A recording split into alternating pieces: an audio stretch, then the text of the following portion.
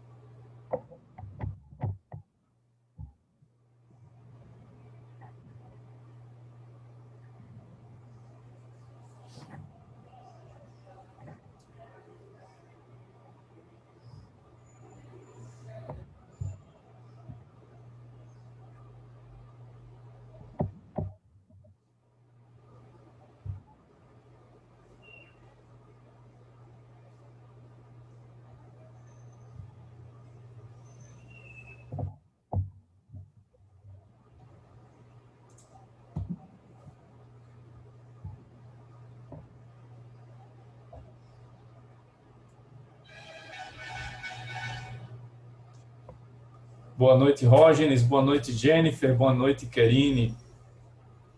Boa noite, professor. Tudo bem com todo mundo? Filadélfia também? Boa noite, professor. Boa noite, professor. Boa noite. Vamos aguardar aqui a chegada de mais colegas para a gente poder começar a nossa aula de hoje. Essa é a nossa única aula da semana, né? Porque quinta-feira é feriado. Pelo menos um dia para o professor, né? Descansar. Dia do professor. Então, quinta não tem aula, mas temos a nossa hoje. E lembrando que na próxima semana vamos ter os eventos da CEUNE, né? O Encontro de Iniciação Científica, o ENIX, o Simpósio de Pesquisa Docente e a Semana de Direitos Humanos. Então, na próxima semana, vocês vão ter aí uma agenda recheada de eventos em algumas noites, né? Segunda-feira à noite, terça-feira à noite, quinta e sexta também à noite, né? Professor, eu queria que o senhor explicasse melhor essa questão desses eventos, como é que vai acontecer, a agenda e tudo mais. Para me programar até mesmo, porque se for rolar algum evento de manhã, que eu trabalho para poder trocar o horário. Pronto. Entendeu? Vai ter o evento é de manhã e à noite e vai ter algumas coisas à tarde também. Mas aí, quando for na segunda parte aqui da aula, eu passo para vocês o que já tem definido, né? Porque são 2 eventos, na verdade são 3, né? Dessa vez vai ter um evento um pouquinho diferente aí no meio, mas 2 desses eventos são organizados por mim, né? Pela coordenação de pesquisa, e o outro é pela coordenação de direito, né? Pelos professores Basile e pela professora Manuela. Boa noite, Alice. Aí na segunda parte da aula eu vou mostrar, quando chegar mais gente, né? Aí eu vou mostrar para vocês como é que está a programação e até agora, né? E aí já vou falar para vocês como é que vai ser, o que é que eu vou pedir também, né? Porque eu já tinha falado que eu ia pedir alguma coisa para vocês, né? Alguns trabalhos aí para ajudar na nota, né? E tudo mais, os trabalhos da segunda unidade, né? Do segundo bimestre. Então eu vou explicar melhor na segunda parte. Aí na próxima semana a gente não vai ter aula de constitucional, né? Porque na terça-feira vai ter evento de direito, né? E na quinta-feira também. Aí esse evento já está no calendário, né? Esses eventos todos já estão no calendário. Então não tem perda de aula, né? Porque na verdade já tinha sido programado para ter uma semana a mais de aula para compensar essa que não vai ter aí as aulas todas, né? De todas as disciplinas. Aí depois eu explico melhor como é que vai ser tudo. Lembrando, né, que esse evento é gratuito, certo? Vocês não vão pagar nada por ele não, tá? As inscrições a gente está fechando aí como é que vai ser e tudo mais. Eu acho que amanhã ou quinta-feira, no mais tardar, a gente libera lá no site da CEUNI os links para inscrição. Como esse ano o evento é online, né? Então fica tudo mais fácil, porque agora as inscrições vão ficar a um clique, né? E como é gratuito, então não vai ser preciso, porque antes tinha aquela, até o ano passado, né? Querine, Filadélfia, que já são períodos mais à frente, lembram que a gente tinha a inscrição na secretaria, tinha que ir lá pagar e não sei o quê. Como esse evento é gratuito, então não vai ter esse trabalho para pagar o dinheiro e tal, né? Já é um desafogo maior para todo mundo que está no ano de dificuldades financeiras, né, em geral. E também vai ser a questão da inscrição, que vai ser mais fácil, né? Porque é só entrar lá no site, fazer a inscrição e ficar ligado no dia lá do evento, quando você estiver assistindo, porque sempre vai passar lá no chat, né, a lista de presença. Aí você assina a lista com seu nome completo para poder constar depois lá para a emissão do certificado, né? Mas aí depois eu vou explicar melhor a questão das horas e tudo mais, na segunda parte. Me lembrem, quando a gente começar a segunda parte, se eu esquecer, vocês me lembram, que aí eu vou explicar melhor isso, tá? Bom, vamos então recapitular aqui, né? Vamos para onde a gente parou.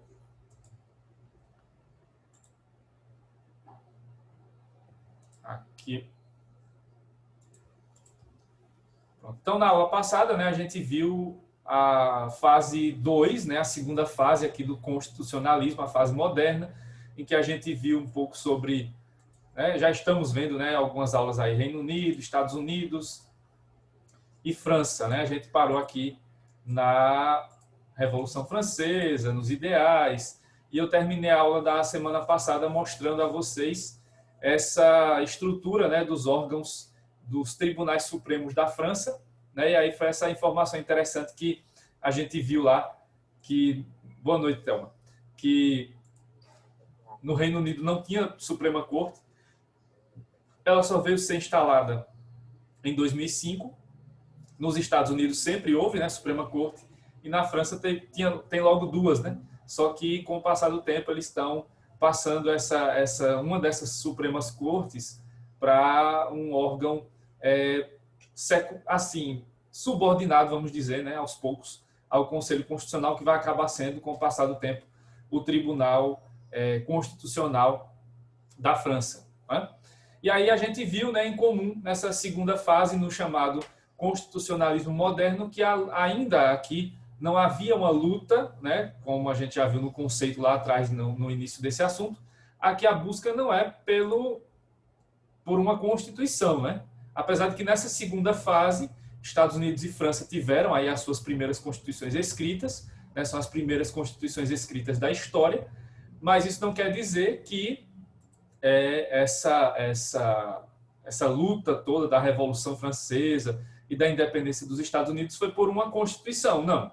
A luta foi para garantir, de um lado, o ideal do limite de poder para os governantes e, do outro lado, a garantia dos direitos, que agora já podemos chamar de direitos fundamentais para o povo, né, para os cidadãos. Então, aqui a busca continua sendo essa, né, dos ideais. A Constituição ela foi consequência disso, né? Acabou que nessas épocas, né, da Revolução Francesa e da independência dos Estados Unidos, os revolucionários, né, e os governantes desse novo momento aí acabaram vendo a necessidade de se colocar no papel aquilo que já era uma busca, né, por ideais da Revolução e da independência. Então, acabou que eles criaram, né, as primeiras constituições escritas da história, mas as constituições não são a causa do constitucionalismo, elas são a consequência, né? Porque, na verdade, o constitucionalismo sempre vai buscar aqui os dois ideais de sempre. De um lado, garantir limites para os governantes e, do outro lado, garantir direitos básicos para os cidadãos, certo? Então, a gente já passou pela primeira fase, a fase antiga, em que o constitucionalismo era exceção à regra. Nessa segunda fase, o constitucionalismo passa a ser agora a regra, né, nesses países. E aí faltou falar um pouco sobre o Brasil, né? O Brasil, como a gente já viu, não passou pela fase antiga, né? Porque lá, nos idos da Idade Média, Idade Moderna, o Brasil era colônia de Portugal. Então, não havia governo ainda independente, então não havia nem como se manifestar aqui o constitucionalismo numa colônia, né, de uma metrópole europeia.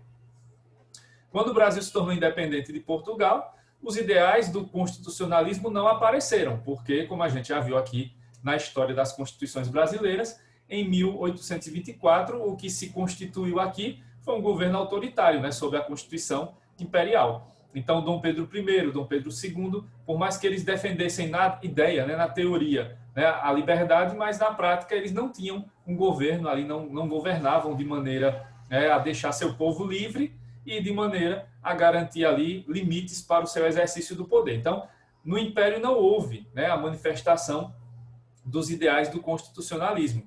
Então, esses ideais só vão se manifestar no Brasil, pela primeira vez, com a proclamação da República, né, lá em 1889. E aí, a Constituição de 1891, que foi a primeira republicana, como já vimos, vai ser ela que vai ser a primeira aqui no Brasil a trazer, né, realmente para a prática, né, para o mundo real, para o mundo dos fatos, os ideais do constitucionalismo. Mas vale lembrar que no Brasil esse movimento não foi linear, né? Ele foi cheio de altos e baixos, porque como a gente já viu na Primeira República, né, na chamada República Velha, a gente oscilou entre presidentes que eram mais liberais e presidentes que eram mais autoritários. Então, à medida que os governos não eram tão democráticos, os ideais do constitucionalismo apareciam e desapareciam, né? Então, o constitucionalismo moderno aparece no Brasil com a Primeira República, mas ele não vai se manifestar sempre, né? Porque naqueles momentos em que os governos estiverem sendo exercidos por governantes autoritários, então os ideais vão acabar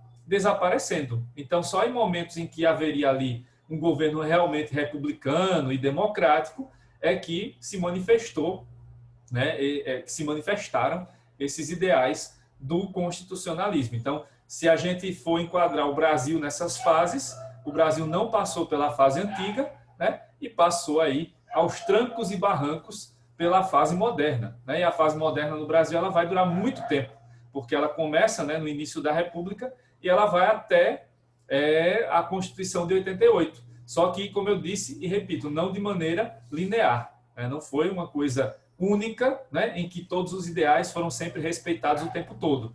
Isso foi mudando e houve muitas oscilações, né, altos e baixos, a depender do momento histórico pelo qual o Brasil vivia. Então, quando o Brasil tinha governos mais democráticos, mais republicanos, os ideais apareciam. Quando o Brasil passou por momentos de autoritarismo, né, nas ditaduras e com governantes autoritários, então esses ideais tendem a desaparecer ou realmente desaparecem.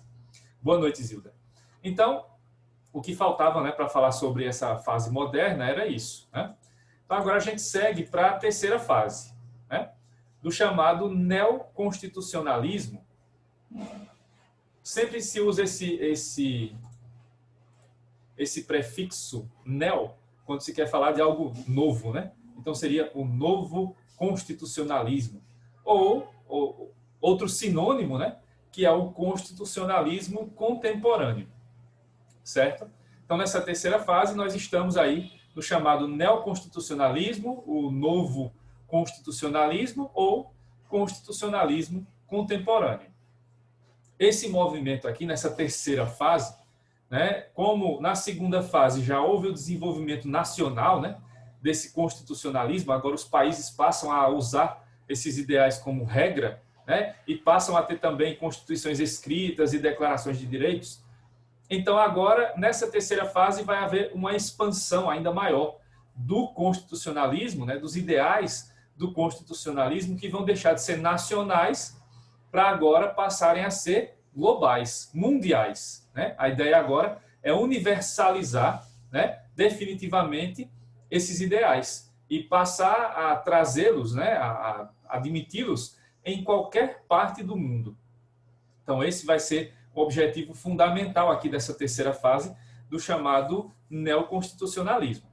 Mas para que essa fase pudesse chegar, foi necessário passar por um longo caminho, um longo e doloroso caminho, porque nesse meio tempo aí, principalmente no finalzinho, na transição, né, da fase moderna para a contemporânea, houve houve na verdade duas guerras altamente sangrentas, né, em que a história, né, clássica costuma dizer, teve o lado vencedor, teve o lado dos vencidos.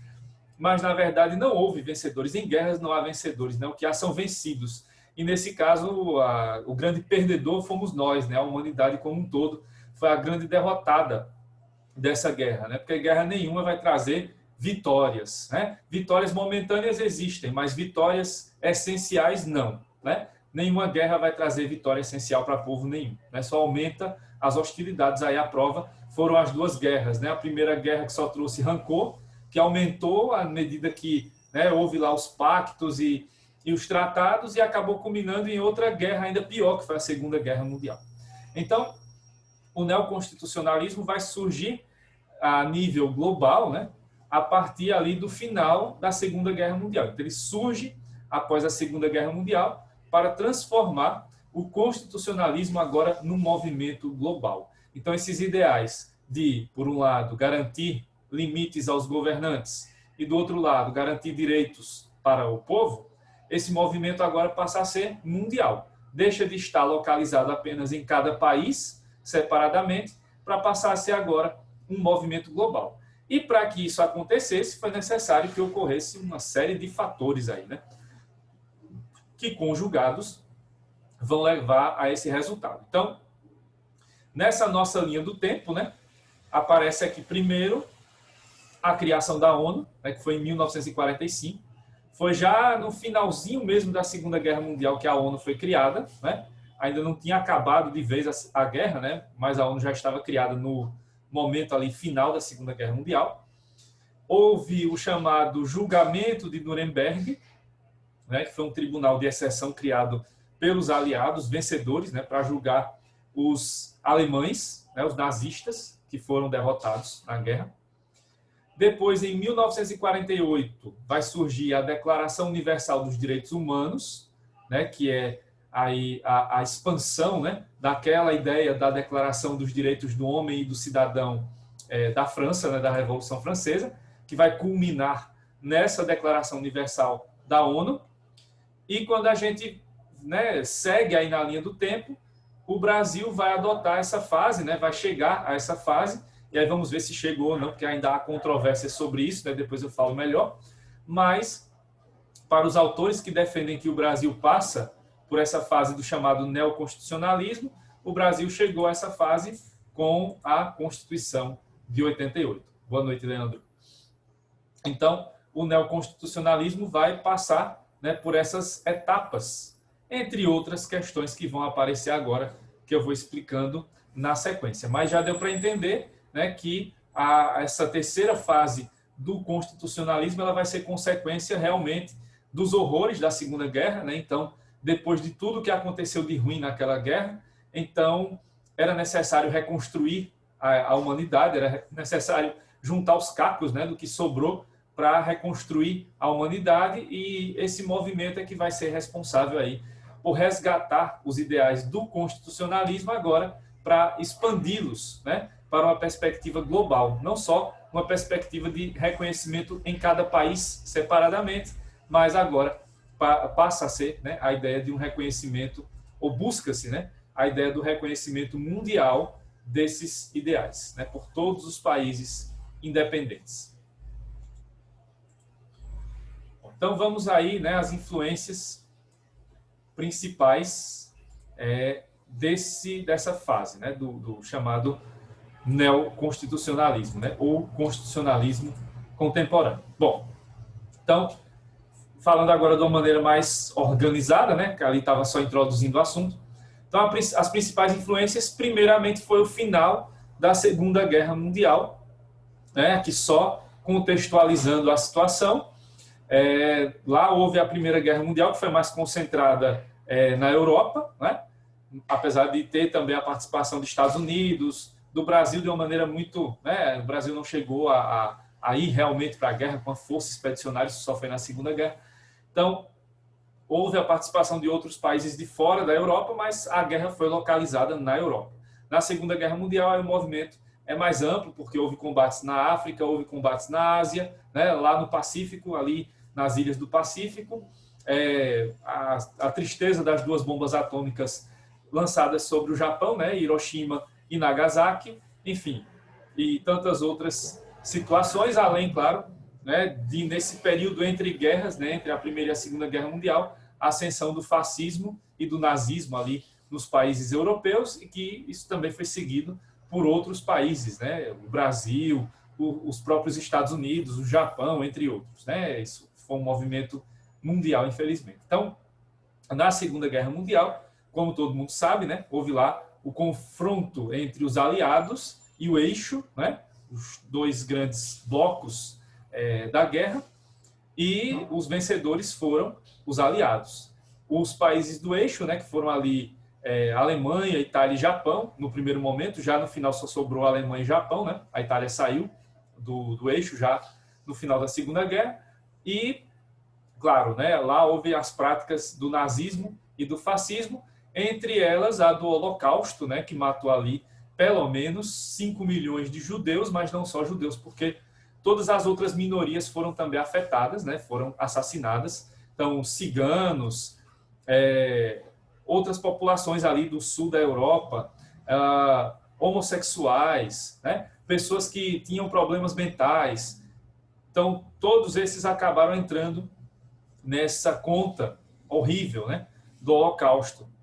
Mas não só a Alemanha teve campos de concentração, né? Depois houve notícias, né, de que havia campos de concentração nos Estados Unidos, né, de que houve, como eu já falei aqui em aulas anteriores, né, um campo de concentração dos japoneses lá no Pará, né, as fazendas, né, de reabilitação aqui, que acabaram virando depois os presídios rurais, né? Então, aquelas fazendas de reabilitação eram campos de concentração. Então, houve isso em vários outros países, né?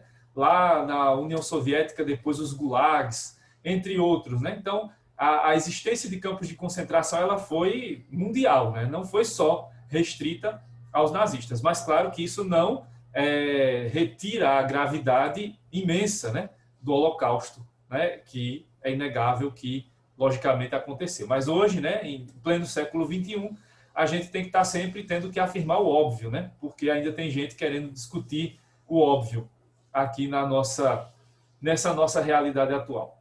Então, nessa Segunda Guerra Mundial, o que houve aí foi o abandono da ideia de humanidade, né? Porque quando você começa a tratar pessoas como meros animais, é isso que acontece, né? E nem animais são tratados dessa maneira, né? Então, quando você começa a tratar as pessoas sem o menor senso de empatia, de humanidade, isso acaba acontecendo. Então, foi a principal consequência, né, dessa Segunda Guerra Mundial, a transformação, né, dos inimigos que são outros seres humanos, ou que eram outros seres humanos, em, né, pragas a serem exterminadas, né? Era, por exemplo, como os alemães se referiam aos judeus, né, nos filmes lá que eles passavam, né, nos trailers, e filmes mesmo que eles exibiam nos cinemas, né?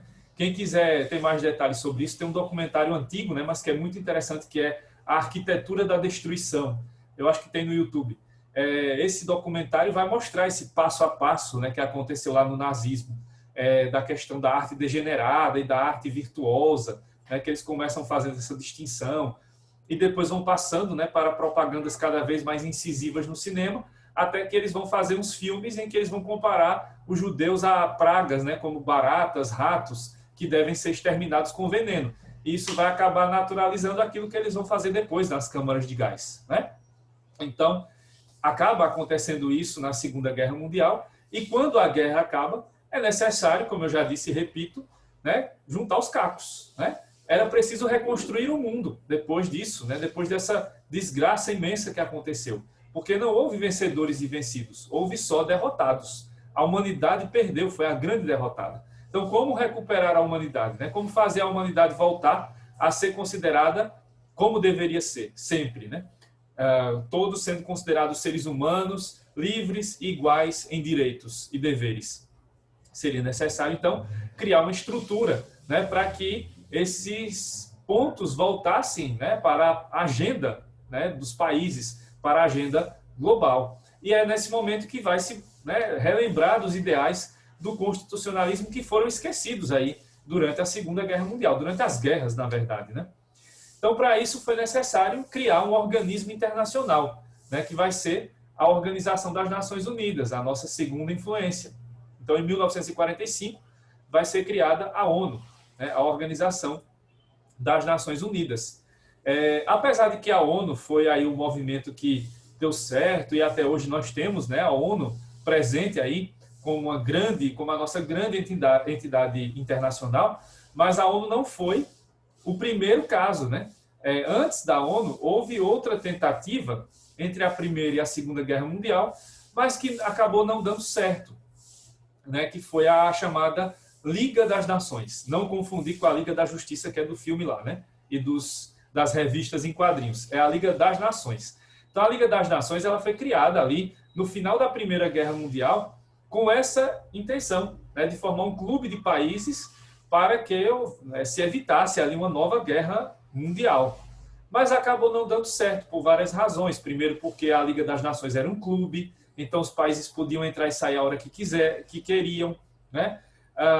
Também houve muitos problemas com intervenções que a Liga fez em determinados lugares, né? E nos anos 30, né, com a ascensão dos nacionalismos, né, que foram lá do fascismo e do nazismo, acaba que o senso, né, de pertencimento a uma entidade mundial, né, vai sendo enfraquecido. E como os países eram livres para entrar e sair da Liga das Nações, então eles vão saindo aos poucos e a Liga vai, né, minguando, vai murchando, até chegar à Segunda Guerra Mundial e a Liga das Nações desaparecer quase que por completo. Então, a ONU, em 45, ela vai resgatar alguns instrumentos que foram usados, né, durante aquele período da Liga das Nações e que deram certo, como, por exemplo, a OIT, a Organização Internacional do Trabalho. A OIT ela foi criada em 1919, né, junto ali com a Liga das Nações. E a OIT até hoje está funcionando aí como uma entidade internacional, né, de defesa dos direitos dos trabalhadores. E a ONU incorporou esse órgão, incorporou outros órgãos que já existiam antes. Inclusive, incorporou ao mesmo sentido, né, de tentar formar um grupo de países, né, para tentar trazer ali uma ideia de que direitos deveriam ser universais, deveres, né, de governos também deveriam ser. Mas aí a ONU trouxe algumas diferenças, né, em relação à Liga das Nações e, por esse motivo, é que a ONU até hoje existe, né? Bom, a ONU ela foi criada com um objetivo claro, muito claro, que foi o de evitar uma terceira guerra mundial. Nesse ponto aí, sob esse ponto de vista, a ONU teve sucesso, né? Porque até hoje não tivemos a terceira guerra mundial, ainda bem. Mas claro que isso não evitou que houvesse outros tantos conflitos regionais, como até hoje existem, né? Até hoje estão havendo combates na Síria, agora está tendo aquele problema sério entre a Armênia e Azerbaijão na região do Nagorno-Karabakh, né? Entre outros problemas que existem mundo afora, né? Então, a ONU não acabou com as guerras, mas pelo menos ela evitou que houvesse uma nova guerra mundial. Isso aí realmente é indiscutível que foi o grande êxito da ONU, entre outros, claro. Mas aí a ONU ela teve algumas mudanças, né, em relação à Liga das Nações. Primeiro que o fato de um país ingressar na ONU a partir do momento em que ele ingressa na ONU, a partir do momento em que o país entra na ONU, ele não pode mais sair, né? Porque a ONU não é um clube livre, em que você entra e sai a hora que quer. Uma vez que você aceita se submeter às normas internacionais da ONU, você não tem mais como sair da ONU. Por isso que o Trump fica aí blefando, eu vou sair da OMS, né? Da Organização Mundial da Saúde, eu vou deixar de contribuir e tal. Ele pode até deixar de contribuir, mas sair definitivamente é complicado, né? Pode até ser que depois ele consiga, né, a saída, denunciando algum tratado e tal, mas é muito complicado o processo de saída. E mesmo assim, sair da Organização Mundial da Saúde não significa que ele saiu da ONU, porque ele não pode sair da ONU, né? Então, a ONU, uma vez que o país aceita se submeter à sua legislação, que é a Carta da ONU, que é como se fosse a Constituição da ONU, e depois, né, em 48, a Declaração Universal dos Direitos Humanos. Então, quando o país aceita se submeter a esses dois documentos, principalmente, então ele já está na ONU e já não pode mais sair de lá, né? E, claro, vai estar submetido ali às inspeções, né? E até pode ser o caso de sanções, né, se o Conselho de Segurança aprovar. a ONU tem uma divisão bastante particular, né? Depois eu vou falar disso mais à frente, né? Porque quando vocês estudarem direitos humanos lá na frente, aí a gente vai detalhar, né, como é que funciona a ONU. Mas, para fins do neoconstitucionalismo, é importante falar desses pontos, né? De que a ONU foi criada com esse objetivo de evitar a Terceira Guerra Mundial, e ela acaba sendo essa constituição de países, né? Esse grupo de países que não é um clube, né? É um grupo de países ali que vai ter vários objetivos, vários deveres, vários direitos, né? E quem viu agora há pouco, né, a Assembleia Geral da ONU, que aconteceu mês passado, viu que o Brasil sempre é o primeiro país a discursar, né? Tem uma tradição aí nessa prática, né, do Brasil ser o primeiro, porque quando foi assinada a Carta da ONU, que é como se fosse a Constituição da ONU, né, os países foram assinando o documento e o Brasil foi o primeiro que assinou, né? Então o Brasil chegou lá, foi o primeiro que assinou o documento, e a ordem dos discursos da ONU é justamente essa ordem de quem assinou a Carta da ONU. O Brasil foi o primeiro, os Estados Unidos foram o segundo país, e assim por diante. E aí segue-se essa tradição na hora do discurso. Então não é porque o Brasil é amostrado, como a gente fala aqui no Nordeste, né? O Brasil quer aparecer, é amostrado. Não, né? É porque o Brasil foi o primeiro país a assinar a Carta da ONU. Por isso que ele, né, tem aí essa prerrogativa, né, de ser o primeiro país a falar.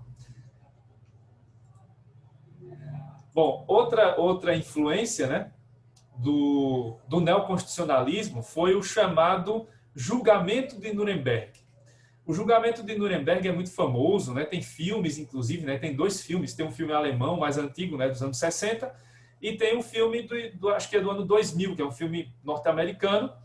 O filme norte-americano é um filme mais que mistura ficção e realidade, mas tem alguns pontos do filme que são interessantes. Então, quem quiser também pode assistir o filme, né, que tem, creio, acho que o mesmo nome, né, o Julgamento de Nuremberg.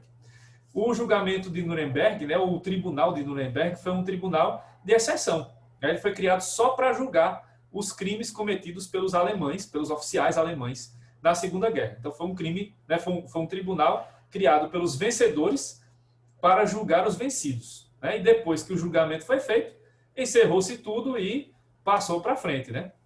Claro, né, os responsáveis foram punidos, mas não houve só punições, né? Houve até réus que foram inocentados, né? E nesse julgamento, né, muitos autores afirmam que vai surgir, né, uma nova fase do positivismo, por isso o nome aí, neopositivismo.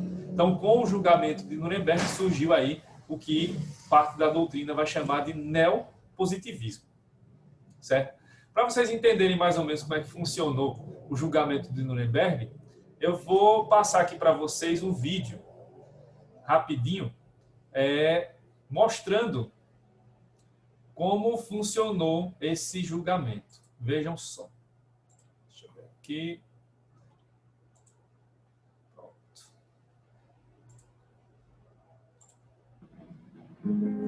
Vejam aí. All the speeches have been made.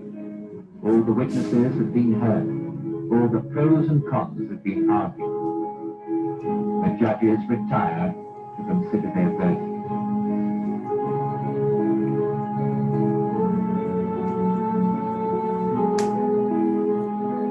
"10 months the International Military Tribunal sat. It carefully studied the countless evidence. It attentively listened to the numerous witnesses. It weighed the guilt of each of the accused in the scales of justice. And after mature deliberation, the judges pronounced their verdict.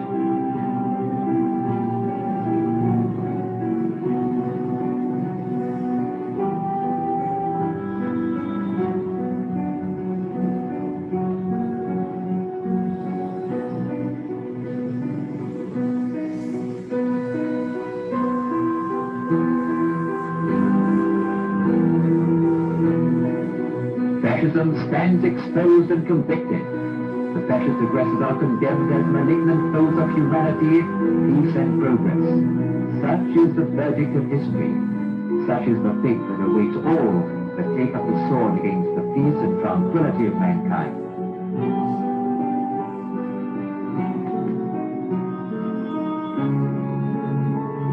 The court passed sentence of death by hanging on Goering, Ribbentrop, Heydel, Rosenberg, Kaltenbrunner, Jodl, Frank, Frick, Salfeld, Stryker, Seisenkopf, and in absentia, Bormann. Sentence of lifelong imprisonment on Hess, Funk, and Raeder. 20 years imprisonment on Shiva and Speer. 15 years imprisonment on Neurath.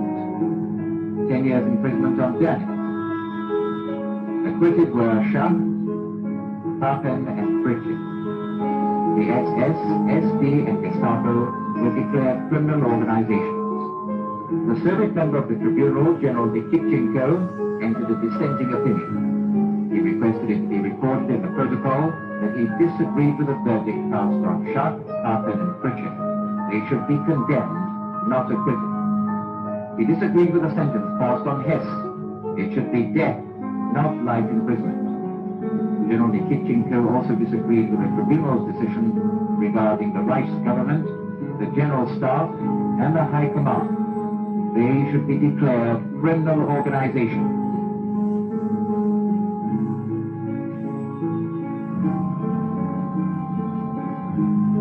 This opinion of the Soviet representative was shared by progressive men and women the world over. So ended the labors of the Tribunal of the Nations, the Tribunal of History. The sword of justice descended on the heads of the warmongers.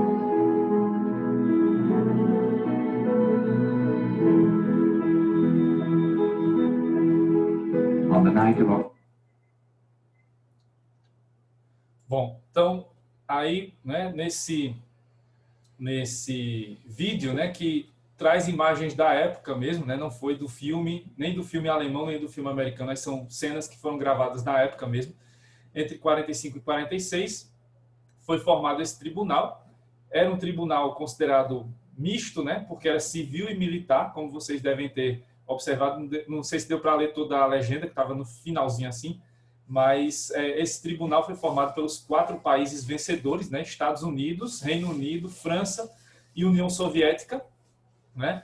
E nesse tribunal havia lá 4 juízes, né? Quando ele fala do júri aí no filme, é sobre isso, né? Então, os jurados, né, na verdade, foram 4 juízes.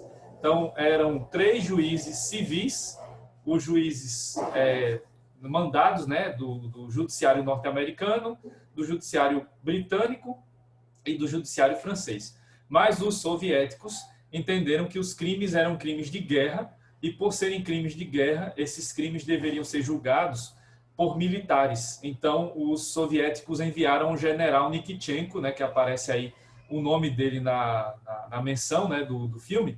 O general Nikitchenko, então, foi o único militar. Então, eram 4 juízes, né, um juiz militar, que era o juiz, um general da União Soviética, e 3 juízes civis. O julgamento teve ali todo o devido processo legal, né? Então, houve os advogados de defesa, que eram advogados internacionais, né, dos 4 países também vencedores. Houve os promotores, né, um promotor de cada país, e seguindo a mesma linha, né, promotores civis e o militar soviético. E aí, né, houve o julgamento que definiu as sentenças, né, como vocês viram aí, né, houve prisão perpétua, houve pena de morte por enforcamento, houve condenação por 20 anos, 15 anos, e houve, inclusive, 3 réus que foram inocentados, né, mesmo com a negativa do juiz, né, do general Nikitchenko. Mas como era um colegiado, né, eram 4 juízes, então ele foi voto vencido, foi 3-1, então acabou que eles realmente foram inocentados. E a grande dúvida era com base em quê que eles iam julgar e condenar esses oficiais alemães, porque não havia leis internacionais que garantissem isso, né? Porque hoje tem uma convenção contra o genocídio, mas essa convenção veio depois do julgamento de Nuremberg. Então, a grande dúvida foi essa, né? O que fazer para condenar essas pessoas, né? Como julgá-las? Como falta menos de 1 minuto para acabar a primeira parte, quando eu voltar para a segunda parte, eu explico essa questão, né? Como é que eles chegaram a essa conclusão, tá? Já eu volto. Aguardem aí.